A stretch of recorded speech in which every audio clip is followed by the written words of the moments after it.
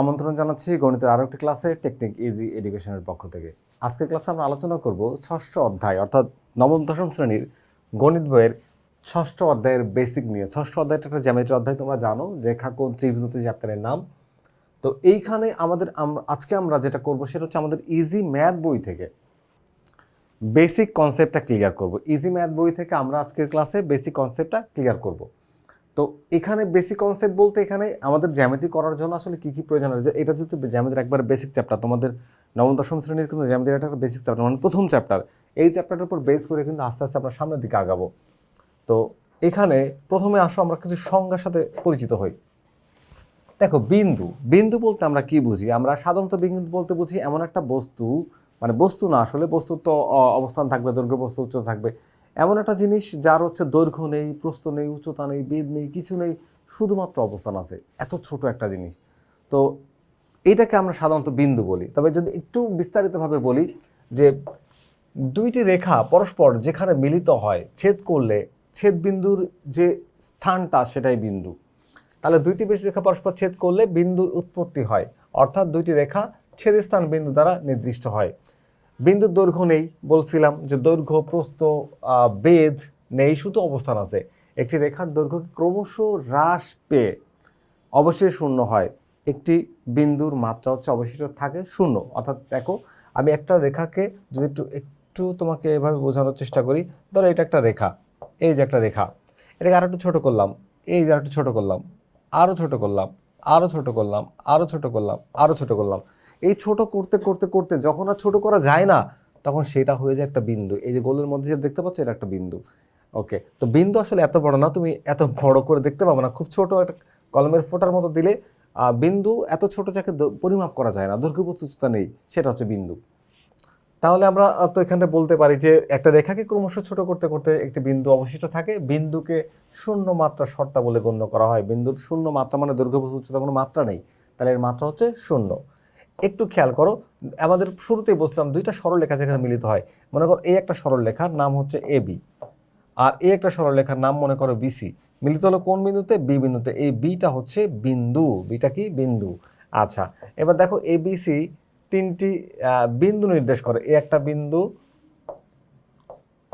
এ একটা বিন্দু, দেখো এখানে বি একটা বিন্দু, আর সি একটা বিন্দু। এই যে একটা রেখা, এই যে একটা রেখা মিলিত হলো এখানে বিন্দু।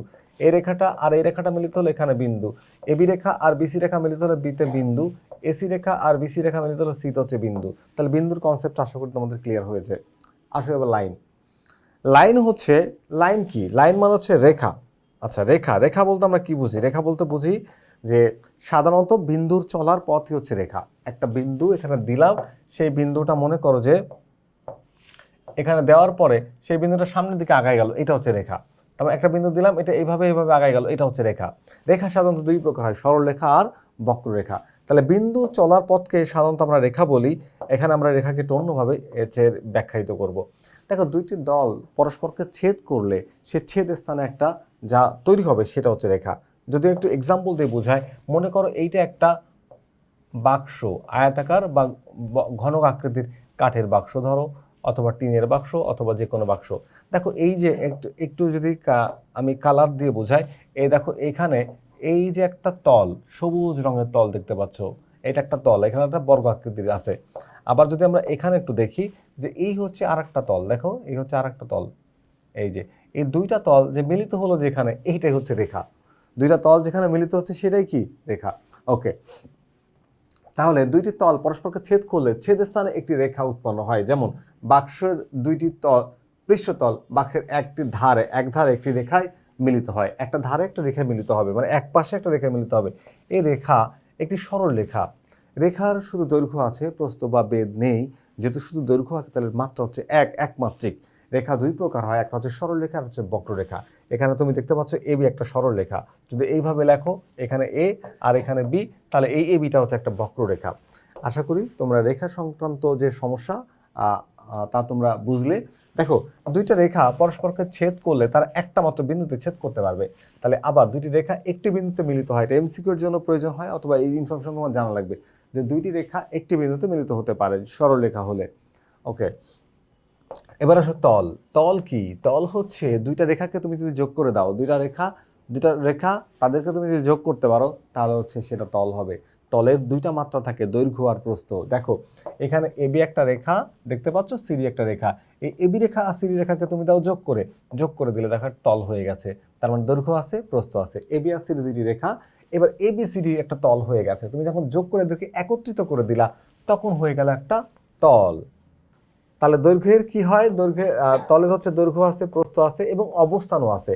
ধরো এই যে আমি যে স্মার্ট বোর্ডটিতে তোমাদেরকে পড়াচ্ছি, এই বোর্ড এইটার দৈর্ঘ্য আছে, প্রস্থ আছে এবং এটার একটা অবস্থান আছে। এটার উপরিতলের যে একটা অবস্থান, এটাই মূলত হচ্ছে একটা তল। ওকে, যতক্ষণ আমি আবার উচ্চতাটাকে কাউন্ট করব তখন আবার একটা ঘনবস্তু হয়ে যাবে, এর আবার তখন আয়তন চলে আসবে, তখন আবার 3 মাত্রার হবে। শুধুমাত্র উপরের দিকটা চিন্তা করলে, যেখানটাতে আমি যে আঁকিভুকি করে তোমাদের পড়াচ্ছি সেই জায়গাটা হচ্ছে একটা তল, তার দৈর্ঘ্য প্রস্থ 2 মাত্রা, এটা দ্বিমাত্রিক। এবার আসে স্থান। আমি যদিও এইগুলোর বিস্তারিত আরও যে পরবর্তী যে ক্লাসগুলো, সেখানে এখন তো বেসিকের সব কিছু একত্রিত করে বোঝাচ্ছি, পরবর্তীতে এই প্রত্যেকটা পার্ট করে আবার ক্লাস নেওয়া আছে। তোমরা পারলে সেই ক্লাসগুলো একটু দেখে নিও, তোমাদের কিন্তু এতে ভালো হবে, তোমাদের উপকার হবে। আচ্ছা, এবার আসে স্থান বা স্পেস কি? স্থান বা স্পেস কি? আমাদের চারপাশে যে বিস্তৃত, এই বিস্তৃত জায়গার নাম হচ্ছে সীমাহীন জগৎ। সীমাহীন জগৎ, আচ্ছা, চারপাশে বিস্তীর্ণ সীমাহীন জগৎকেই আমরা স্থান বলি। অর্থাৎ আমরা যা কিছু দেখি বা সব কিছুর যে কোনো একটা স্থান দখল করে, কোনো একটা বস্তুকে আমি যেহেতু কোথাও রেখে দিই সেটা স্থান দখল করে। অর্থাৎ সহজ করে যদি বলা যায় যে, দেখো একটা এক্সাম্পল, যে পানিতে কোনো ডুবন্ত কোনো ঘনবস্তু চিন্তা করা যাক। এই যে ঘনবস্তু, পানির মধ্যে একটা মনে করো একটা ইট ডুবাই রাখছি, ইট বা পাথর ডুবে রেখে দিলাম। এখানে ঘনবস্তুর দখলকৃত স্থান দেখেই এর আকার এবং আকৃতি, আকার বা ধরন বা আকৃতি বা যাই বলো না কেন, বা যতটুকু স্থান দখল করে সেটা পাওয়া যায়, এবং যেটা পাওয়া যায় সেটা তার আকৃতি। মনে করো আমি এই বায়ুশূন্যে ডুবে আছি, বায়ুশূন্যের মধ্যে আমি যে জায়গাটা দখল করে আছি এটা হচ্ছে আমার আকৃতি। মানে আমি যে জায়গাটা দখল করছি, যার উপর দাঁড়ায় আছি, বা পুরো যে আমি যে আয়তনটা দখল করলাম সেটা হচ্ছে একটা কি বলতো, সেটা হচ্ছে স্থান। এই স্থানটা আমি দখল করলাম। আচ্ছা, তার স্থানের কনসেপ্টটা ক্লিয়ার হয়ে গেছে। জগতের যত কিছু আছে, যত কিছু বস্তু যেখানে যেখানে রাখো, সে রাখো কোথায়? একটা জায়গায়। সে একটা জায়গা দখল করে, সেই জায়গাটাকেই আমরা বলছি হচ্ছে স্থান বা স্পেস। আলোচনা করবো ইউক্লিডের স্বীকার্য নিয়ে। ইউক্লিডের যে স্বীকার্য বা যে অ্যাগ্রিমেন্ট, যা উনি যা স্বীকার করেছিলেন তার স্বীকার্য নিয়ে, এগুলো নিয়ে আরও বিস্তারিত ক্লাস আছে, সেগুলো তোমরা একটু দেখে নিবে। এখন আমি বেসিকের সাথে একটু বেসিক আকারে, অল্প আকারে তোমাদের সাথে আলোচনা করে যাই। যে ইউক্লিডীয় তার 5টা স্বীকার্য দিয়েছেন, সেই স্বীকার্যে সে কী কী বলেছেন? সে বলেছেন একটি বিন্দু থেকে অন্য একটি বিন্দু পর্যন্ত একটি মাত্র সরলরেখা আঁকা যায়। এখানে একটা বিন্দু আছে আর এখানে একটা বিন্দু আছে, তুমি এখানে সর্বোচ্চ একটা সরলরেখা আঁকতে পারবা। এটা ইউক্লিড, গণিতবিদ, বিখ্যাত গণিতবিদ ইউক্লিডের কথা বলেছেন যে খণ্ডিত রেখাকে ইচ্ছা মতো বা যথেষ্টভাবে বানানো যায়। যথেষ্টভাবে একটা খণ্ডিত রেখাকে তুমি চাইলে সেই রেখাটাকে বাড়াতে পারবে। এরপরে যে কোনো কেন্দ্র বা যে কোনো ব্যাসার্ধ নিয়ে বৃত্ত আঁকা যায়।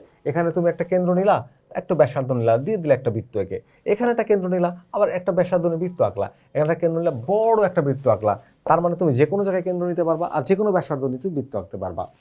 ওকে, সকল সমকোণ পরস্পর সমান। আমরা জানি সমকোণের ভ্যালু হচ্ছে 90 ডিগ্রি। অর্থাৎ তুমি যেভাবে আঁকো, এই দেখো এই কোণটা 90 ডিগ্রি, এই যদি এটা সমকোণের সিম্বল দিয়ে দিই, এই কোণটা 90 ডিগ্রি, তুমি যে এইভাবে আঁকো এটা 90 ডিগ্রি, মানে সকল সমকোণের মান হচ্ছে সমান হবে।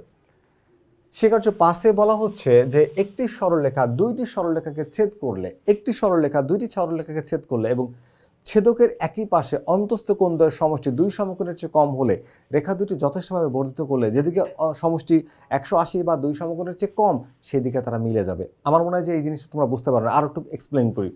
একটি সরলরেখা দুইটি সরলরেখাকে ছেদ করলে ছেদকের একই পাশে বা অন্তস্থ কোণ যদি 180 ডিগ্রির চেয়ে কম হয়, অর্থাৎ কোণ দুইটির সমষ্টি যদি 180 চেয়ে কম হয়, তাহলে যদি আমি রেখা দুইটাকে বাড়াই, তাহলে যেদিকে 180 চেয়ে কম হবে সেদিকে রেখা দুটি মিলিত হবে। এক্সাম্পল দিয়ে বোঝালে তোমাদের কাছে ক্লিয়ার হবে। ধরো এইটা একটা নির্দিষ্ট সরলরেখা, আর এই একটা সরলরেখা, আর এই একটা সরলরেখা, এরা পরস্পর মিলে গেল। এইটা তাহলে মনে করো এবি একটা রেখা, আর সিডি একটা রেখা, আর পিকিউ হচ্ছে তাদের একটা ছেদক রেখা। তো এখানে বলছে একটি সরলরেখা দুইটি রেখাকে ছেদ করলে, এবি রেখা সিডি রেখাকে একটি রেখা পিকিউ ছেদ করেছে। এখন এই দিকের কোণটা আর এই দিকের কোণটা যোগ করলে 180 চেয়ে কম হবে, কারণ এই কোণ সমান হলে, সমকোণ হলে 180 হতো, তাহলে 180 চেয়ে কম হবে। এখন কথা হচ্ছে 180 চেয়ে কম যেদিকে হলো সেই দিকে যদি তুমি বাড়ায় দাও, ওরা যেদিকে তুমি বাড়ালে, দেখো আমার বোর্ডের বাইরে যে এক জায়গায় মিলে যাবে, দেখো আস্তে আস্তে ক্রমশ কি মিলে যাচ্ছে। যদি আরো একটু এদিক থেকে দেখাইতাম তাহলে মনে হয় ব্যাপারটা আরো ভালো হতো। ধরো এই একটা সরলরেখা আর এই একটা সরলরেখা ছেদক দিয়ে ছেদ করলাম এখানে, এই দুইটা কোণের যোগফল, কোণ এইটা আর কোণ এইটা, অর্থাৎ কোণ পি আর কোণ কিউ এর যোগফল যদি 180 চেয়ে কম হয়, 180 চেয়ে কি হয়, এই যদি কম হয় তাহলে 180 যদি কম হলে কি হবে, এই রেখাটাকে যদি তুমি বাড়াও যেদিকে কম সেদিকে বাড়ালে কি হবে, ওরা এক সময় এই দিকে বাড়াচ্ছ এদিকে কি মিলে যাবে, এই মনে করো মিলে গেল। হোয়াটএভার, আমার এখানে যদি স্ট্রেট লাইন টানে হয়তো আর একটু দূরে যায় মিলবে, কিন্তু একসময় মিলে যাবে। এটা হচ্ছে এই স্বীকার্য 5-এর মধ্যে বলা হচ্ছে। ইউক্লিডের প্রদত্ত কয়েকটি বর্ণনা আমরা একটু দেখে নেব। ইউক্লিড প্রদত্ত কয়েকটি বর্ণনা যার কোনো অংশ নেই তাই হচ্ছে বিন্দু, মানে অংশ বলতে দৈর্ঘ্য নেই, প্রস্থ নেই, বেদ নেই, তাই হচ্ছে বিন্দু। এরপরে রেখার প্রান্ত বিন্দু নাই, রেখার প্রান্ত বিন্দু নাই, রেখার কোনো প্রান্ত বিন্দু নাই। যার কেবল দৈর্ঘ্য আছে কিন্তু প্রস্থ ও উচ্চতা নেই, যার কেবল দৈর্ঘ্য আছে কিন্তু প্রস্থ আর উচ্চতা নেই, তাই হচ্ছে রেখা। দৈর্ঘ্য প্রস্থ নেই, শুধুমাত্র সামনের দিকে আগে গেল। যে রেখার উপরস্থ বিন্দুগুলো একই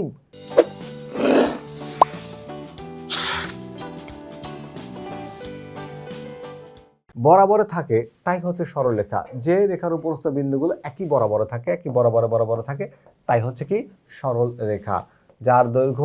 যার কেবল দৈর্ঘ্য ও প্রস্থ আছে, যার কেবল দৈর্ঘ্য আর প্রস্থ আছে, মানে দুইটা মাত্রা আছে, দৈর্ঘ্য আর প্রস্থ, তাই হচ্ছে তল। তলের প্রান্ত হলো রেখা। একটা মনে করো তলের প্রান্ত কি, প্রান্ত মানে শেষ, তার মানে এটাকে কমাইতে শেষ করে দিয়ে তুমি যেটা পাবা সেটা হচ্ছে রেখা। ওকে, তাহলে তলের হচ্ছে প্রান্তকে আমরা বলি রেখা। এরপরের পয়েন্ট হচ্ছে যে তলের সরলরেখাগুলো তার উপর সমানভাবে থাকে তাই হচ্ছে সমতল। যে তলের রেখাগুলো কি তার উপরে সমানভাবে থাকে তাই হচ্ছে সমতল। আচ্ছা, ইউক্লিড কয়েকটি অন্তঃসিদ্ধ আমরা একটু আলোচনা করতে চাই। দেখো এখানে বলা হচ্ছে যে সকল বস্তু একই বস্তুর সমান সেগুলো পরস্পর সমান।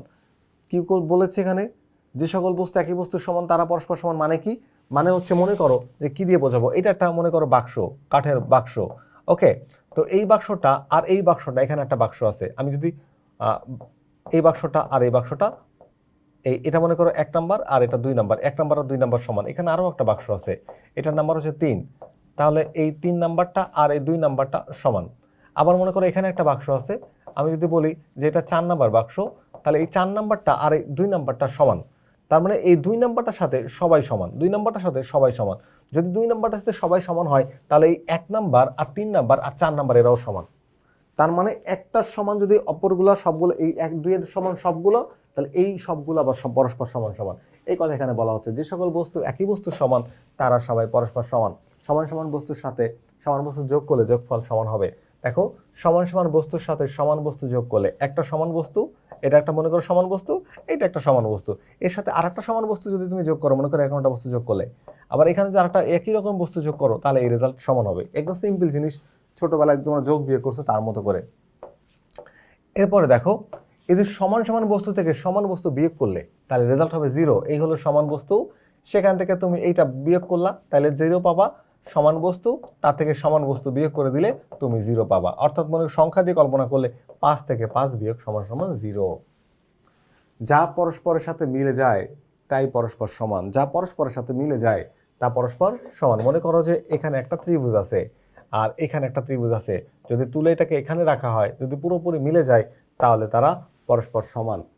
পূর্ণ, এখানে বলছে সমান এবং পূর্ণ তার অংশের চেয়ে বড়। পূর্ণ মানে কি, সম্পূর্ণ। ধরো আমার এখানে 10 টাকা আছে, তোমার কাছে আছে 5 টাকা, তাহলে বলো তো 5 টাকা 10-এর 5/10 মানে 2 হাফ অংশ, 1/2 এত অংশ।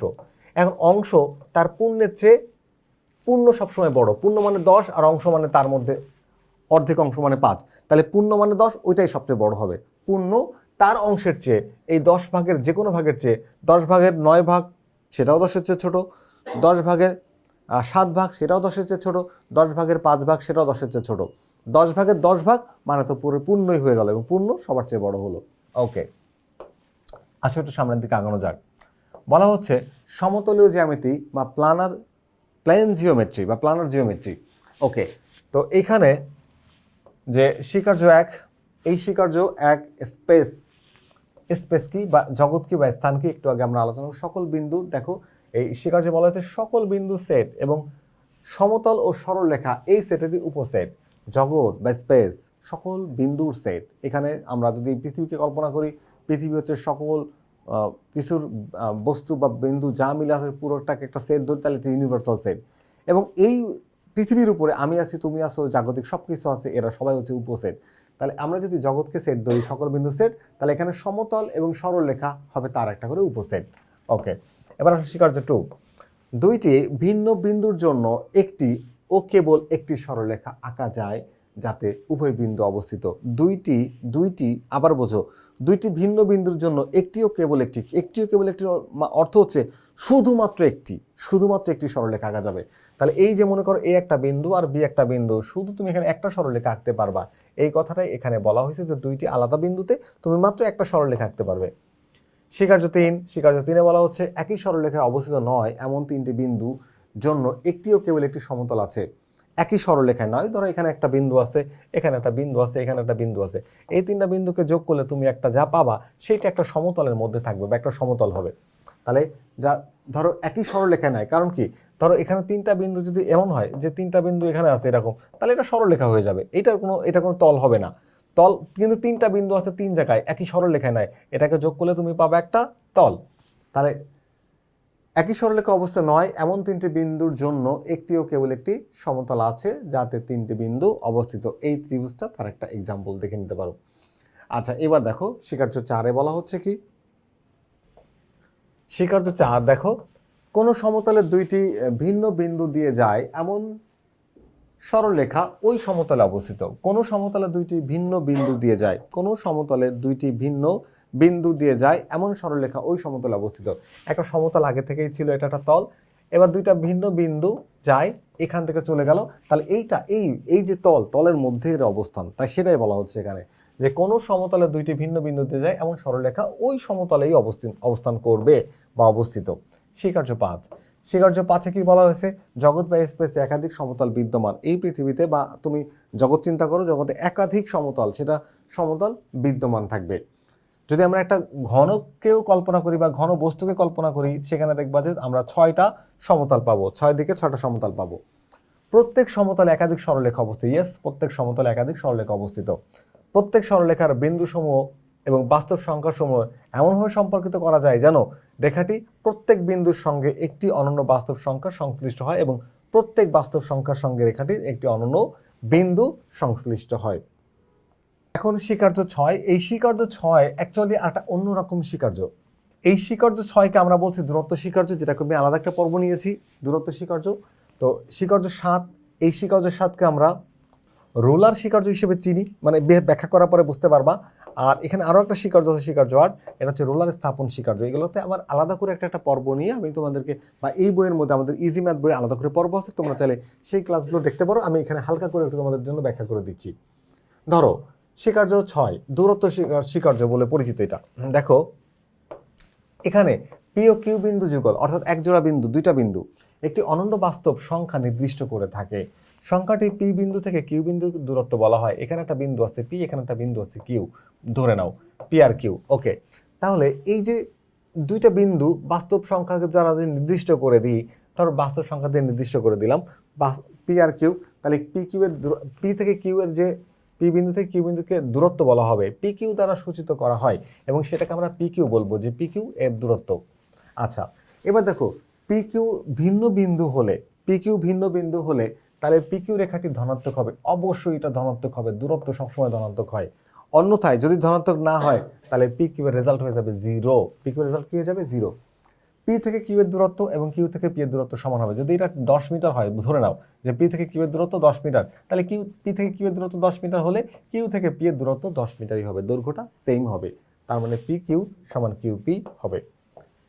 স্বীকার্য 7 আমরা বলতে পারি যে এখানে কি, যে কোনো সরলরেখায় অবস্থিত বিন্দুসমূহের সেট এবং বাস্তব সংখ্যার সেটের মধ্যে এমনভাবে একাক মিল স্থাপন করা যায়, এই প্রসঙ্গে স্বীকার করে নেওয়া যায় যে এই স্বীকার্যে বর্ণিত মিলকরণ করা হলে রেখাটি একটি সংখ্যা রেখায় পরিণত হবে বা হয়েছে বলে মনে করব।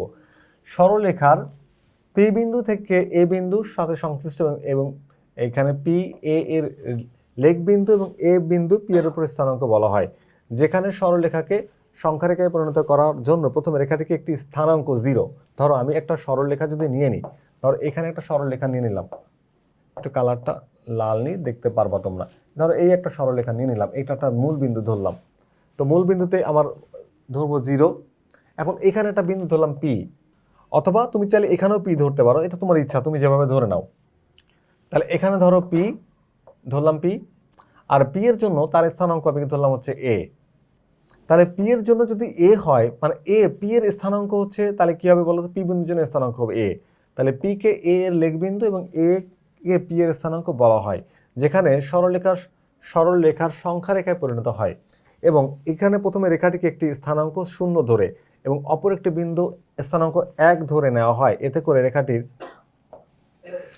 একটি একক দূরত্বকে এবং একটি ধনাত্মক দিকে নির্দিষ্ট হয়। এই স্বীকার করে নেওয়া যায় যে, এটাকেই স্বীকার করে নেওয়া যায়। তাহলে আরেকটু যদি এক্সপ্লেন করি, ধরো যে তুমি একটা সংখ্যারেখা নিলা, হ্যাঁ, সংখ্যারেখা নিলা, এটা একটা মূল বিন্দু নিলা 0, আর এখানে মনে করো একটা বিন্দু নিলা হচ্ছে তুমি P। আচ্ছা, তাহলে P কে তুমি ধরতে পারো A। এখন এটা হচ্ছে 1 একক, এটা কি 1 একক, তার মানে এই মূল বিন্দু থেকে এই পর্যন্ত হচ্ছে 1 দৈর্ঘ্য। তাহলে এটাকে আমরা 1 মিল করে দিলাম, তার মানে এ বিন্দুটা আসলে P এর মান, P এর হচ্ছে A, তাহলে P এর স্থানাঙ্ক হচ্ছে A।